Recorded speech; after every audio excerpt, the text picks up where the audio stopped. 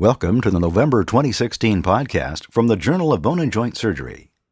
This month, our podcast features abstracts of 4 scientific articles published in the November issues of the journal, as well as commentaries by Dr. Evan L. Flato, MD, on the article entitled Quality of Reduction Influences Outcome After Lock Plate Fixation of Proximal Humeral Type C Fractures, and Dr. William L. Healy, MD, on the article entitled Overlapping Surgery in the Ambulatory Orthopedic Setting. Be sure to check out this month's Current Concepts Review article on Understanding and Addressing the Global Need for Orthopedic Trauma Care by Dr. Kiran Agarwal Harding and colleagues. The authors note that the burden of musculoskeletal trauma is high worldwide, disproportionately affecting the poor, who have the least access to quality orthopedic trauma care. Existing evidence suggests that much of the arsenal of orthopedic trauma care is essential and must be considered a priority in the horizontal development of global health systems. In light of this, they explore developments that show promise in improving access to quality orthopedic trauma care and explain how such innovations can make orthopedic care safer and more cost-effective in resource-rich and poor settings alike. In this issue, JBJS.org presents a new image quiz, a 24-year-old woman with neck pain. Be sure to visit us online to access these features, as well as the full text of the scientific articles you are about to discover in the following podcast. Next, you'll hear the first abstract of 4 that are being presented in this podcast. This abstract is from the article entitled Quality of Reduction Influences Outcome After Lock Plate Fixation of Proximal Humeral Type C Fractures by Dr. Mark Shanetsky, MD and Associates.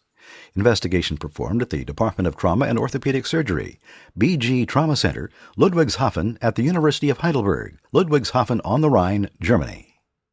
The aim of this study was to determine if fracture reduction, fracture pattern, and patient-related factors influence clinical outcome after lock plate fixation of displaced proximal humeral fractures. 98 patients with a proximal humeral fracture involving the anatomical neck were included. Clinical outcome was determined by age and sex-adjusted constant score and the disabilities of the arm, shoulder, and hand score. Fracture reduction was quantitatively determined by 3 parameters, and patients were divided into groups according to anatomical reduction, acceptable reduction, or malreduction. Relative risk for complications, revision surgery, and inferior clinical outcome was determined according to the quality of fracture reduction and fracture pattern, and patient-related factors. After a mean of 3.1 plus or minus 1.5 years, the mean constant score percent and disabilities of the arm, shoulder, and hand score were 54.8% plus or minus 28.0% and 31.9 plus or minus 24.8 respectively. The complication rate was 32.7% and 27 patients required revision surgery. Anatomical or acceptable fracture reduction was achieved in 40 of the patients. This resulted in a significantly lower complication rate, a trend of lower revision rate, and better clinical outcome without a higher risk for osteonecrosis of the humeral head. Cranialization of the greater tuberosity of greater than 5 mm, head shaft displacement of greater than 5 mm, and valgus head shaft alignment all increased the relative risk for inferior clinical outcome by 2-fold to 3-fold. Conversely, a patient age of greater than 65 years and an OTA/AO type C free fracture pattern were not significantly associated with complications and inferior clinical outcome. Conclusions. Anatomical fracture reduction with a lock plate significantly improved the clinical outcome of unstable and displaced proximal humeral fractures involving the anatomical neck. Next, you'll hear a commentary by Dr. Evan L. Flato, MD, on the article entitled Quality of Reduction Influences Outcome After Lock Plate Fixation of Proximal Humeral Type C Fractures. This is Dr. Evan L. Flato providing commentary for the November JBJS podcast. I will be providing commentary on the article entitled Quality of Reduction Influences Outcome After Locked Plate Fixation of Proximal Humeral Type C Fractures. The title of my commentary is Proximal Humeral Fractures, Is Some Varus Acceptable? While the overwhelming majority of proximal humeral fractures do well after non-operative treatment, considerable clinical uncertainty remains despite numerous techniques and studies as to the best management of those with more complex fracture patterns. Further, when open reduction and internal fixation, ORAF, is elected, Debate has raged as to how important anatomical reduction is to the final outcome, given that more aggressive exposure and fracture manipulation may cause soft tissue damage and threaten bone vascularity. The current study is a welcome contribution to this conversation. This case series evaluated 98 consecutive Type C fractures treated by locking plate ORIF at a single center. Surgeons exercised individual judgment as to whether to accept imperfect rather than employ harsh measures of fracture reduction. The major finding was that the cases in which anatomical or acceptable reduction was achieved did better. It has long been recognized that more than 5 millimeters of superior malunion of the greater tuberosity can compromise results, and that was confirmed in this report. More controversial were the findings related to varus position of the neck shaft angle. Loss of the medial calcar through comminution can allow fracture collapse, and approaches to avoid this include bone grafting, the use of medial support screws, and allowing mild varus to close down the medial fracture line for stability. This study showed better results after the use of medial support screws, and that mild varus position did not adversely affect outcome. However, since individual surgeon preference determined the amount of varus employed and no controls were used, it is difficult to derive precise guidelines for reduction. Nevertheless, these results would suggest that surgeons need not default to more aggressive and invasive techniques if mild varus alignment is present and that medial support screws allow for a stable reduction. There was a high rate of complications and revisions in this series, and given the existence of randomized prospective studies that fail to show an advantage of surgery over non-operative treatment even for severe injuries, more work needs to be done to guide patient selection for operative intervention. It was interesting that age did not influence outcome, nor did OTA/AO fracture type, while the much maligned near classification did influence outcome, with worse results seen with increasing fracture fragments. What are the lessons from this study and other recent reports for the clinician? First, consider non-operative intervention for all but the most severe cases. Functional results can be surprisingly good despite imperfect radiographs. Second, reverse arthroplasty is an option for especially comminuted fractures in elderly patients. Finally, if OREF is elected, efforts to achieve and maintain a good reduction are justified, although mild varus can be accepted when necessary to achieve a stable medial hinge, supported by medial support screws. This study did not examine the use of intramedullary or medial bone grafting, also of potential value in achieving medial support, or the use of minimally invasive percutaneous techniques, which can further reduce soft tissue disruption in selected cases.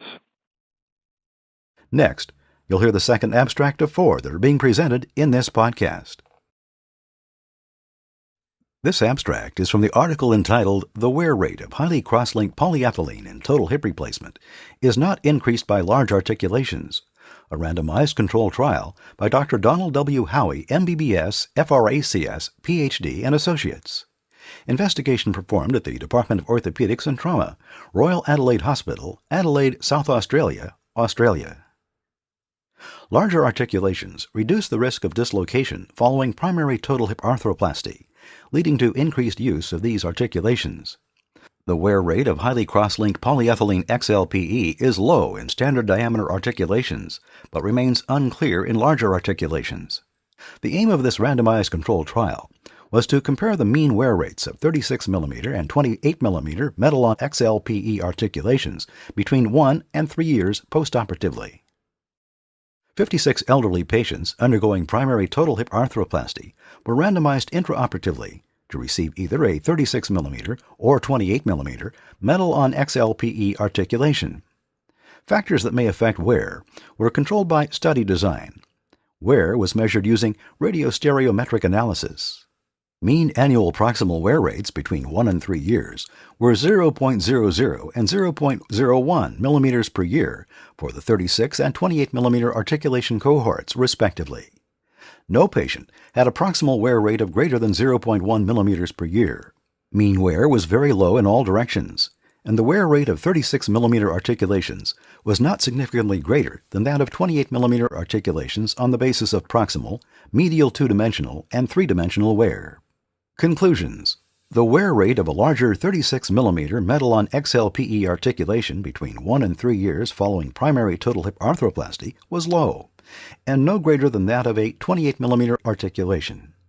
However, before a 36 mm metal on XLPE articulation is widely recommended, particularly in young active patients, long-term wear rates and association between wear and periprosthetic osteolysis should be determined. Next, you'll hear the third abstract of 4 that are being presented in this podcast. This abstract is from the article entitled Overlapping Surgery in the Ambulatory Orthopedic Setting by Dr. Alan L. Zhang, MD and Associates. Investigation performed at the Department of Orthopedic Surgery and Epidemiology and Biostatistics, University of California at San Francisco, California. The practice of a surgeon performing procedures in 2 operating rooms during overlapping time frames has been described as concurrent surgery if critical portions occur simultaneously, or overlapping surgery if they do not. Although recent media reports have focused on the potential adverse effects of these practices, to the author's knowledge, there has been no previous research investigating outcomes of overlapping procedures in orthopedic surgery. A retrospective review of an institutional clinical database from 2012 to 2015 was utilized to collect data from all surgical cases performed at an ambulatory orthopedic surgery center. Patient demographic characteristics, types of procedures, operating room time, procedure time, and 30-day outcomes including complications, unplanned hospital readmissions, unplanned reoperations, and emergency department visits were collected. The amount of overlap time between cases was also analyzed.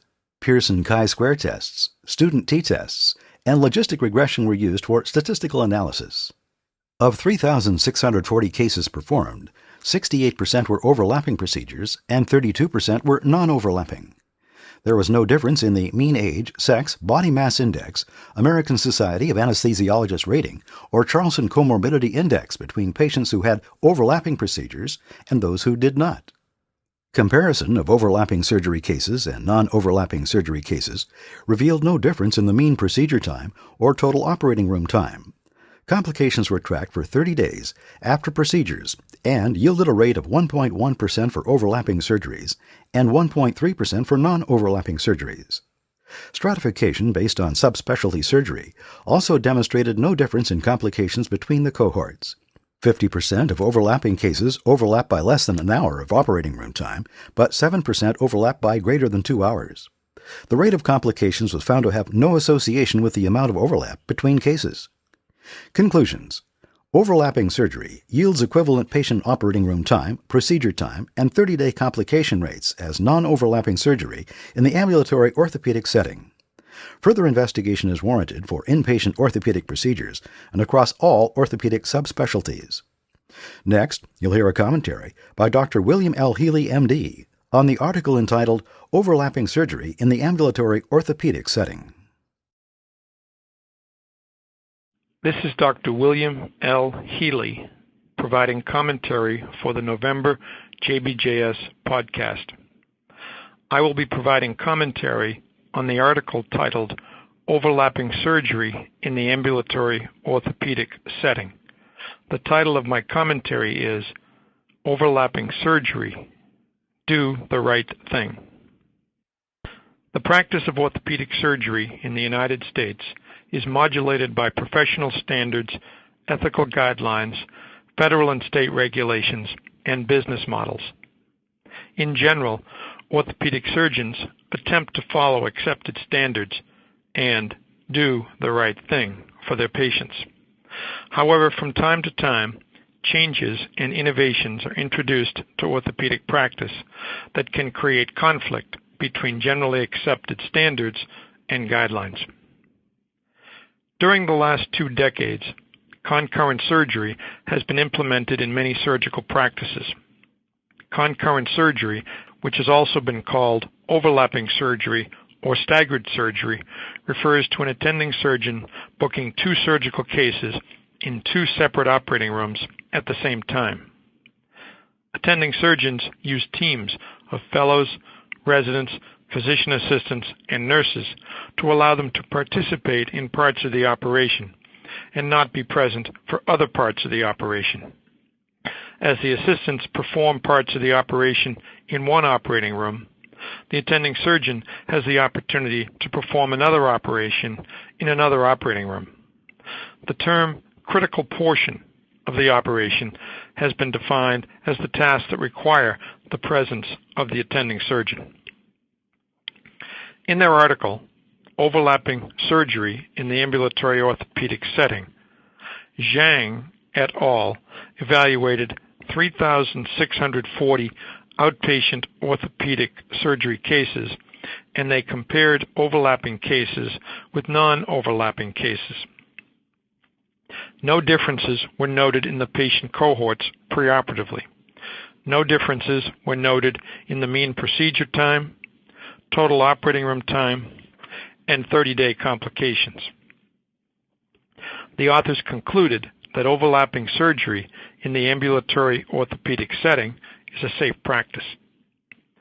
The practice of overlapping surgery has been debated in academic literature, professional publications, and lay media. Proponents of overlapping surgery have suggested that this practice can increase efficiency, can promote cost-effectiveness, can create the opportunity to care for more patients, and can increase reimbursements.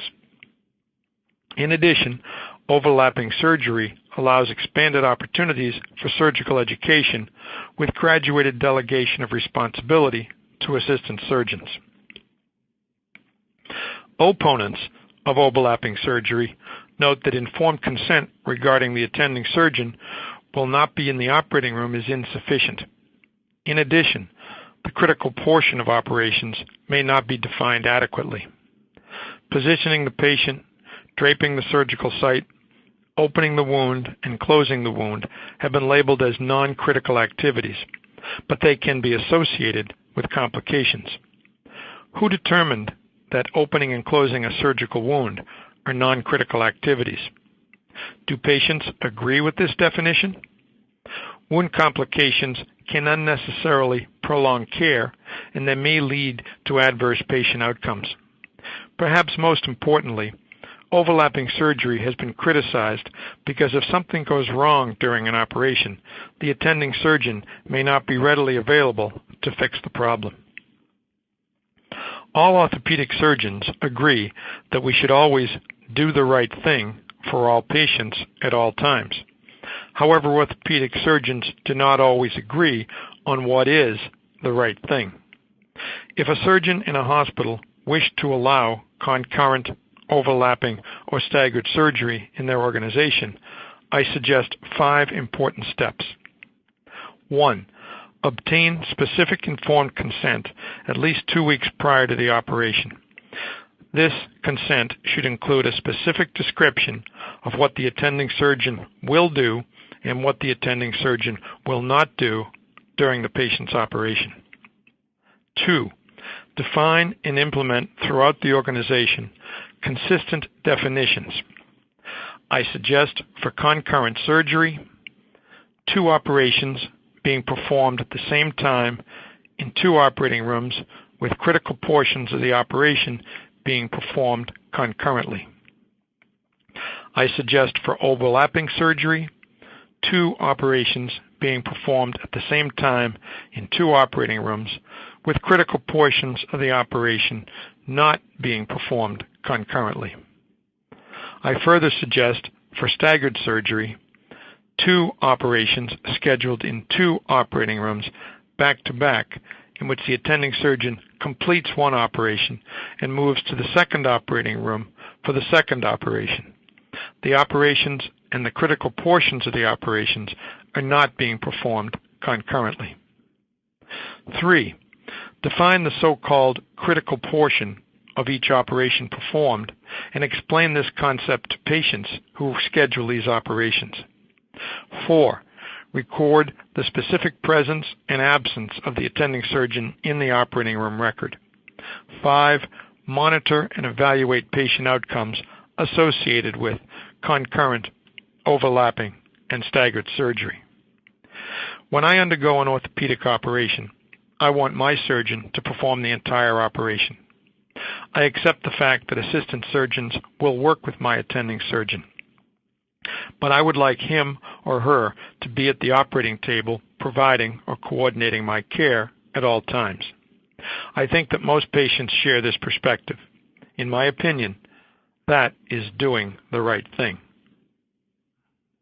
Next, you'll hear the last abstract of 4 that are being presented in this podcast. This abstract is from the article entitled The Relationship Between Shoulder Stiffness and Rotator Cuff Healing, a study of 1,533 consecutive arthroscopic rotator cuff repairs by Dr. William J. McNamara and Associates. Investigation performed at the Orthopaedic Research Institute, St. George Hospital Campus, University of New South Wales, Sydney, New South Wales, Australia. Re-tear and stiffness are not uncommon outcomes of rotator cuff repair. The purpose of this study was to evaluate the relationship between rotator cuff repair healing and shoulder stiffness. A total of 1,533 consecutive shoulders had an arthroscopic rotator cuff repair by a single surgeon.